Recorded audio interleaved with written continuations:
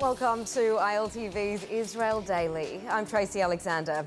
And coming up in today's newscast, restaurant and bar owners threaten to stay open amidst expected COVID-19 closures as infection rates soar. What's behind the bizarre drone claiming to be filming a music video for Hezbollah right on the Lebanese border with Israel?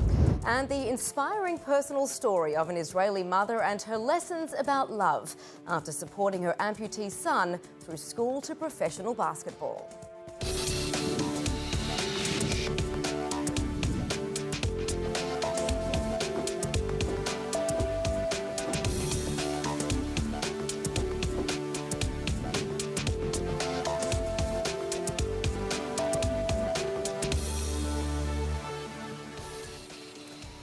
COVID-19 infection rates aren't slowing, and as decisions as to how to tackle the second wave of coronavirus yo-yo up and down, Israel now seeing full-on rebellion amongst pockets of the public. Beaches are packed, restaurants are pumping, and Israelis across the country are continuing their lives as normally as possible, getting the most out of what could be the final days of freedom. And all the while, coronavirus is spreading exponentially. Senior government officials are now considering weeknight lockdowns in addition to those set to be enforced for the weekends, fearing that if more drastic measures are not taken soon, the coronavirus crisis will spiral completely out of control. Young Israelis causing the most concern, police continuing to break up large crowds in violation of distancing orders. Hundreds of young Israelis attending an outdoor rave over the weekend, many not even wearing masks, let alone keeping 2-meter distance. In light of such events, authorities believe that without full lockdowns, youth will continue to gather in public areas, even as bars and eateries are forced to close. This is also assuming that bars and restaurants will be closed as owners push back. אין לנו אוויר, נגמר האוויר, זהו. אמרנו, צעקנו כמה שאפשר, באנו לכנסת, עשינו הפגנות, ספרנו עם סירים, כמו ילדים טובים, מטר אחד מהשני. אמרנו שזה הגיע הסיטואציה שלא יהיה לנו אוויר, לנו נגמר האוויר. היינו ילדים טובים, סגרנו כשאמרו לסגור, ושכחו אותנו. נותנים לנו חודשים להיות סגורים, בלי הכנסה. השקעתי את כספי, חסכתי, השקעתי בעסקים, והשאירו אותי לבד. החובות לא נעצרו, וכל עוד לא הגיע כסף מהמדינה, וכל עוד לא קיבלנו פיצויים, וכל עוד לא הגיעו הלוואות, וכל עוד אין אפשרות להתפרנס ולפתוח את הקופה ולעבוד, אנחנו במצוקה. התעשייה חייבת לדאוג לעצמה, כי כרגע כמו שזה נראה, המדינה לא בדיוק דואגת, ופה הבעיה. Many restaurant owners vowing to stay open in spite of new government-ordered closures set for Tuesday. Owners saying that they'll protest such measures until data and compensation are provided. In the meantime, infections are climbing.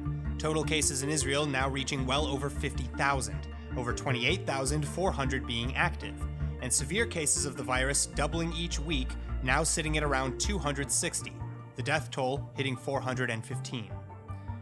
Taking things from bad to worse, a nationwide nurses' strike today. Calls for assistance from the finance ministry reaching a peak this week after a more than year-long dispute with the Treasury over lack of funding and personnel has been further strained with over 800 nurses now in quarantine. Nursing staff making good on threats to protest after recent talks with the finance ministry failed to reach an agreement. The National Nurses Union head recently explaining that patients and nurses have been abandoned, leaving the healthcare system to dry up. The Sheba Medical Center also saying that they're functioning thousands of staff short in comparison to the number of hospital beds. Well, after that grim outlook, some good news, though. An Israel-US team claims to have found a drug that stops COVID-19 in its tracks. Avner Ehrlich is a PhD student and leading investigator on the Israel side of the project at the Hebrew University of Jerusalem, and he joins me now. Avner, a pleasure to have you with us. Tell us a bit about the team's discovery. So, essentially, all viruses are reliant on the host in order to thrive. And what we looked at is a little different than what you usually look. We looked at how the virus is utilizing the host itself to proliferate and to gain effect. So each virus is a little different. And one thing that really drew us to this virus is it looks very different than anything else. So the first thing we looked at is how it changes the entire transcriptional network or the metabolism of its host.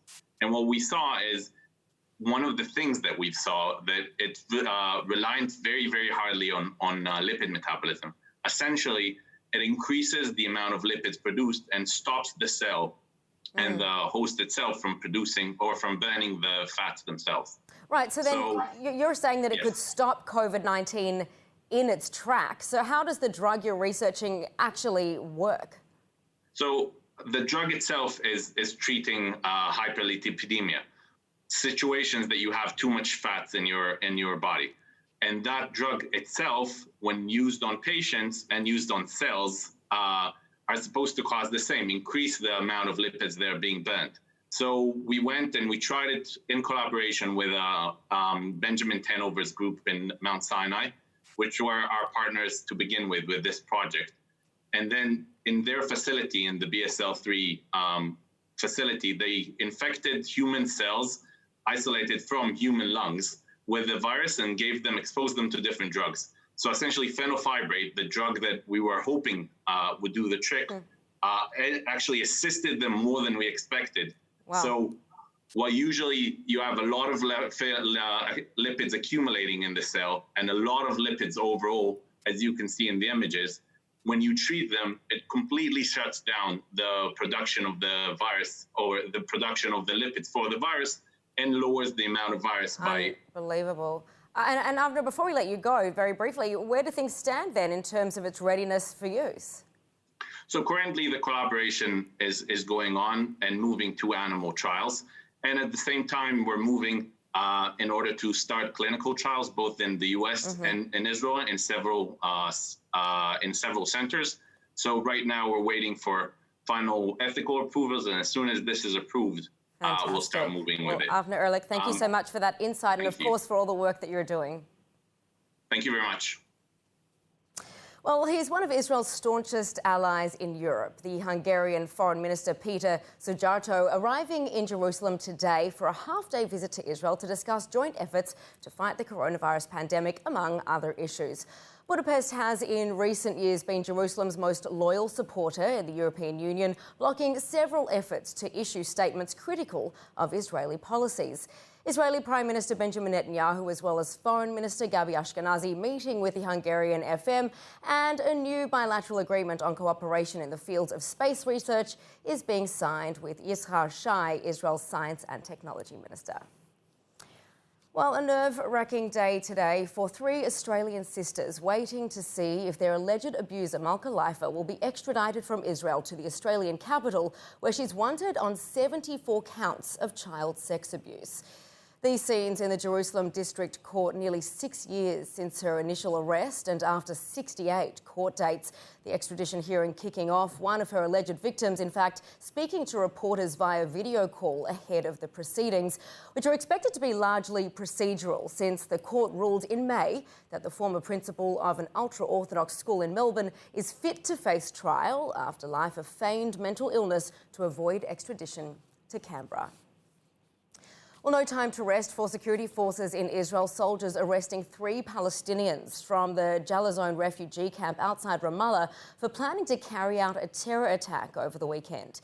IDF officials reporting that the trio of suspects had been planning a strike against a Jewish settlement in Judea and Samaria or the West Bank. The scheduled attack allegedly beginning with throwing an explosive device from a car towards the community of Beit El, followed by an attempted drive-by shooting. The IDF has since transferred 3 suspects over to the Shin Bet security services for further questioning.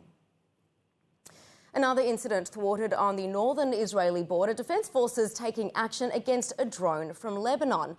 In a bizarre incident, the unmanned quadcopter reportedly crossing into Israeli airspace where Israeli forces supposedly forced it to land, which Israel has remained silent on. But here's the clincher.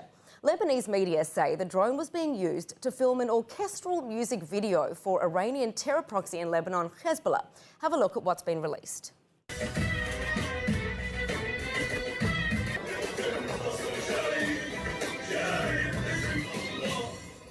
Right now, analysts are smirking at the incident, calling it a cover for intelligence collection. Now, it's at this stage Lebanese media claims the IDF took it over, flew it into Israeli territory and brought it down. This Lebanese reporter even sharing photos allegedly taken by the drone over Israeli territory moments before it stopped transmitting. The Israeli military reiterating the IDF will continue to act to prevent violations of sovereignty.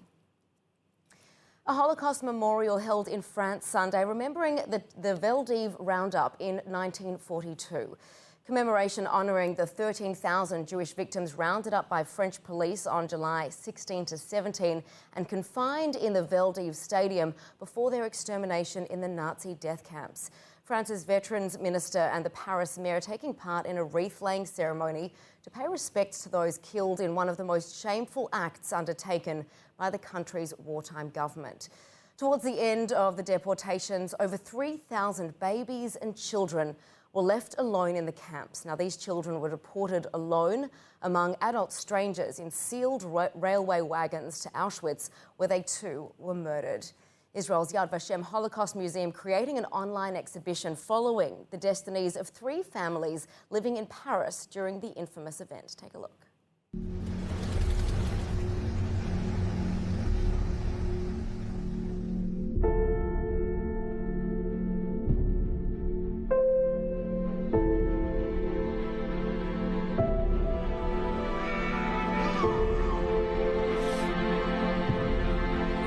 Chère famille Seben, nous sommes en une triste situation. Maman, Madame Vartsky sont envoyées dans une destination inconnue.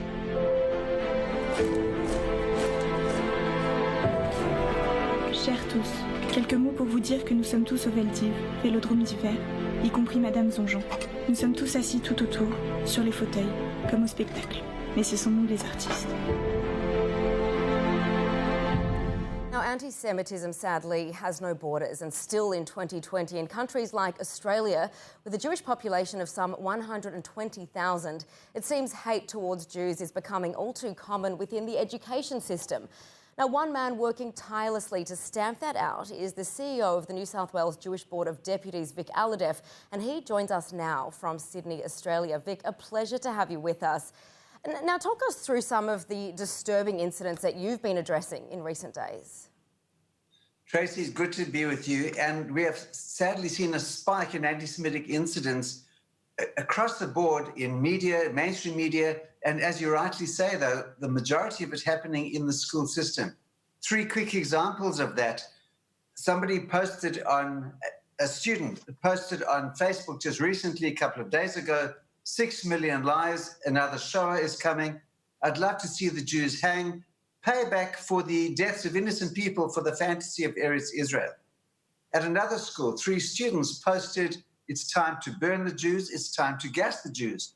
And yet at another school, also again just days ago, a 15-year-old Jewish student, a young female student, has actually contacted me to say that she has left the school after months of anti-Semitic abuse at her school, being threatened because she was wearing Magen David, drawings of Mengele saying we're going to dissect the Jews. And after months of intervention by Jewish leadership with that school, not only has the issue not been resolved, but in fact has escalated to the extent that this young girl has actually left the school. Wow. And this in Australia 2020. It's absolutely heartbreaking, Vic. And what are you doing? I know you do a lot of work and are very active, of course, that's within your role. But what are you doing then to stamp it out in a country like Australia?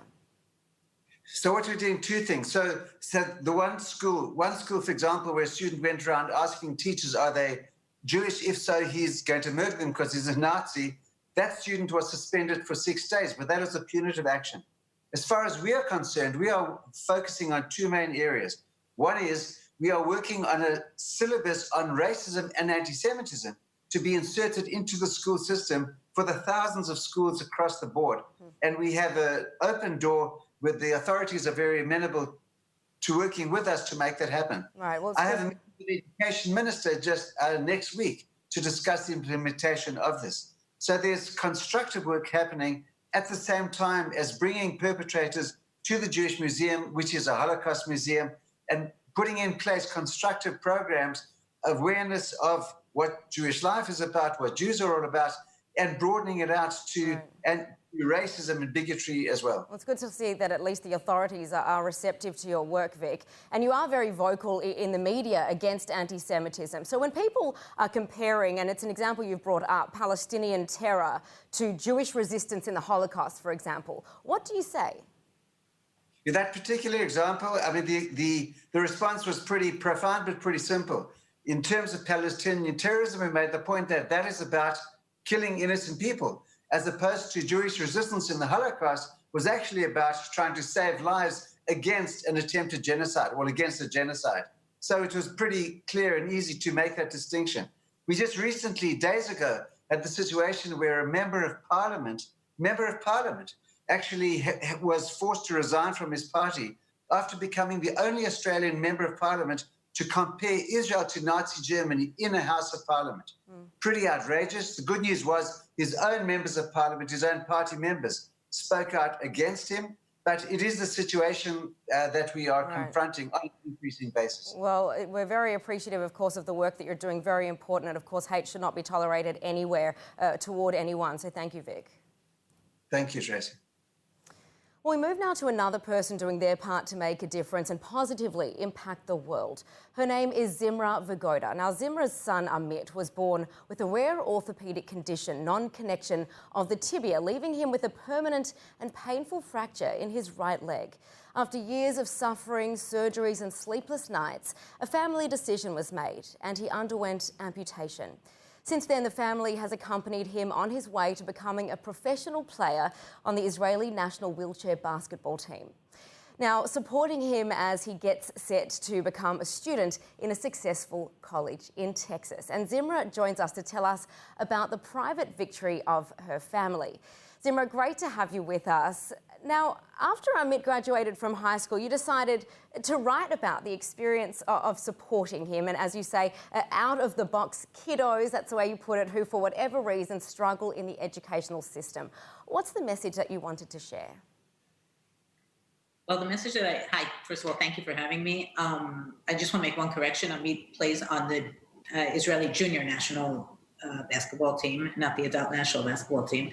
So that's one little correction. But the message that I really want to share is that it's for parents with kids, whether it's a physical disability or that they're out of the box or out of the mainstream, not to give up hope. And the hard work in the end pays off. Mm-hmm. Now, you've been taking this opportunity as well to express your gratitude for those who helped.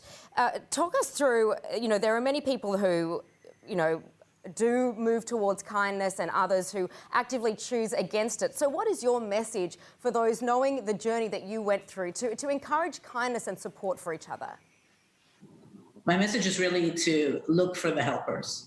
There will be people who will put obstacles in your way. And I believe many people do that not out of lack of kindness, but perhaps a lack of awareness of what the parent is going through and what the child is going through. But there are always many, many more people who would like to help, and to look for those people and to really be grateful. Now, you raised a smart kid who became a successful athlete. How did you manage to reinforce in him the feeling that he could do whatever he wanted?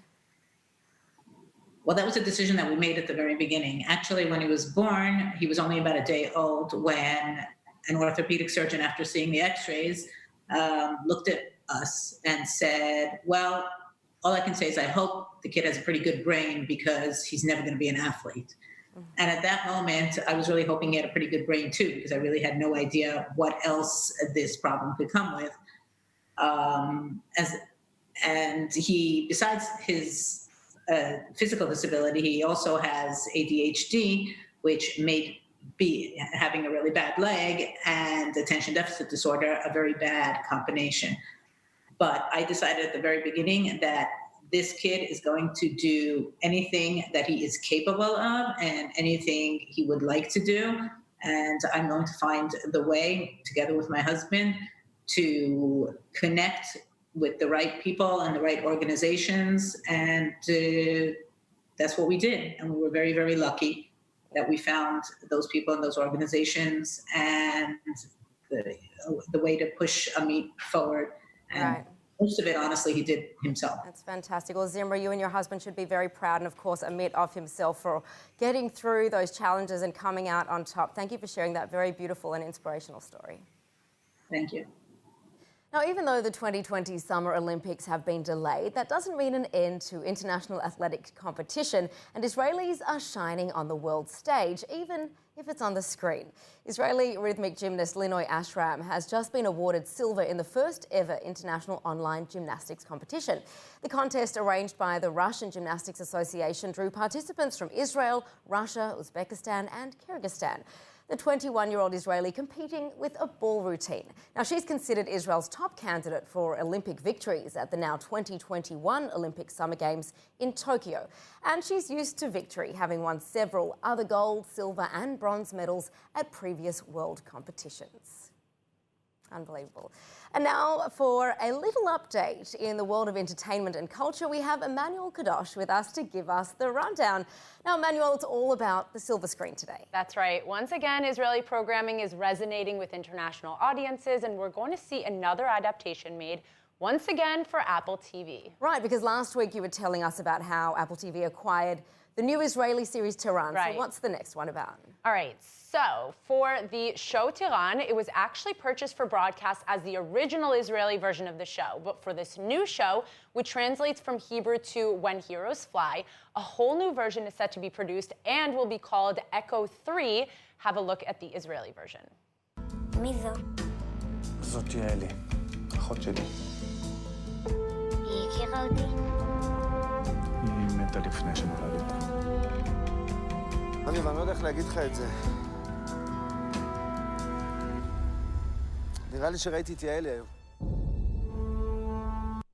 So the remake is reportedly going to be about American veterans who have a tangled past and find themselves at the center of an international conspiracy. And the new version is actually set to be filmed mostly in South America. Well, hopefully the remake is as successful as the Israeli original. That's right. Actually, the original version of the drama series has won many awards, one of them being the Best Series Award at the TV conference at the Cannes Film Festival. Amazing. Another feather in Israel's Hollywood cap. All right, so what else do you have for us? So, as you said, it's a TV-focused rundown today because the Israeli public broadcasting channel Kan has just announced that they plan on producing a special program that will be dedicated to finding a new song that the Israeli representative, Eden Alena, will sing at the 2021 Eurovision Song Contest, since this year's Eurovision, of course, has been canceled. Right, well, that's a great idea. So hang on, will this replace the regular way that Israel picks its song? So the winner who represents Israel in the Eurovision is chosen through the competition show called The Next Star, and usually the song is also chosen on that show as well. But this year,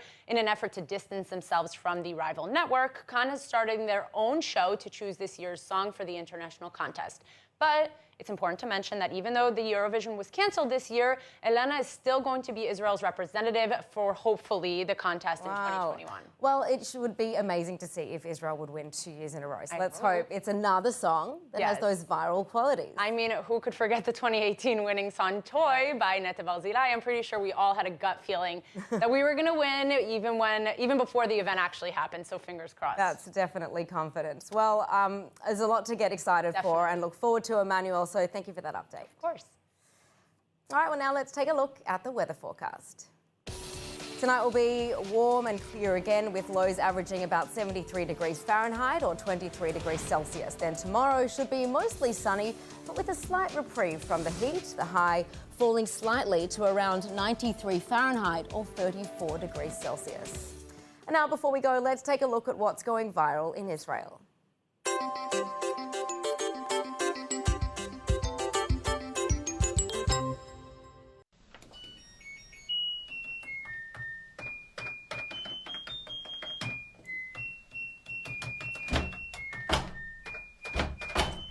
I think either people have way too much time on their hands or I don't have enough.